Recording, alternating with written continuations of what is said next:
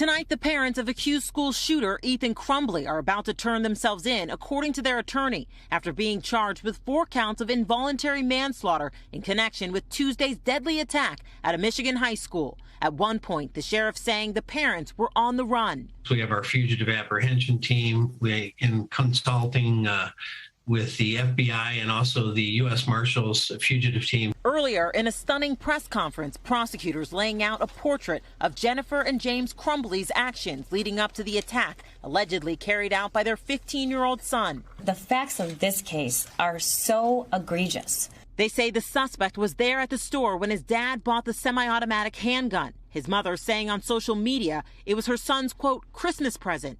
Earlier that week, prosecutors say a teacher had been alarmed, catching the suspect doing an online search for bullets on his phone, but his parents allegedly ignoring calls from the school. His mother, Jennifer Crumbley, texting her son, quote, LOL, I'm not mad at you. You have to learn how not to get caught.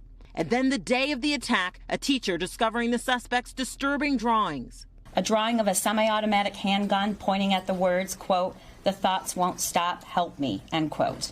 Between the drawing of the gun and the bullet is a drawing of a person who appears to have been shot twice and bleeding.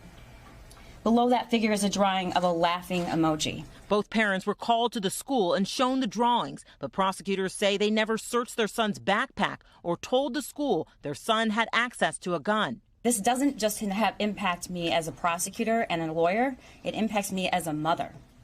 The notion that a parent could read those words and also know that their son had access to a deadly weapon that they gave him is unconscionable, and I think it's criminal. The suspect was allowed to return to class after reports of the school shooting, Jennifer Crumbley allegedly texting her son, quote, Ethan, don't do it. James Crumbley driving home to search for the gun that authorities say was kept in an unlocked drawer, but it was gone. Just last night, the school superintendent responding to criticism the school should have done more. There's been a lot of talk about the student that was apprehended, that he was, called up to the office. No discipline was warranted. But tonight, the prosecutor telling us school officials could still face charges. If the school took different actions, would 4 kids be dead? I think that's really obvious. If he had just been removed from the school at that time, you wouldn't have had that situation. Megan, what do we know about the whereabouts of the parents tonight?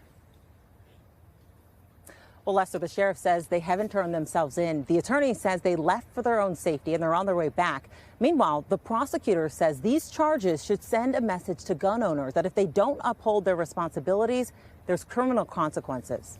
Lester? Megan Fitzgerald tonight. Thank you. Let me bring in Justice correspondent Pete Williams now. And Pete, the question is, how unusual are these charges against the parents? Well, the experts we've talked to say they've never heard of a school shooter's parents being charged with manslaughter. We do know of at least one case, also in Michigan, of an adult facing the charge for failing to safely store a gun that was used in a school shooting. Prosecutors can bring this charge, involuntary manslaughter, when a person is killed because of someone else's reckless behavior, giving the car keys to somebody who's obviously drunk, for example, who then kills someone. So this is a rare kind of use of a well-established criminal law. Thanks for watching our YouTube channel. Follow today's top stories and breaking news by downloading the NBC News app.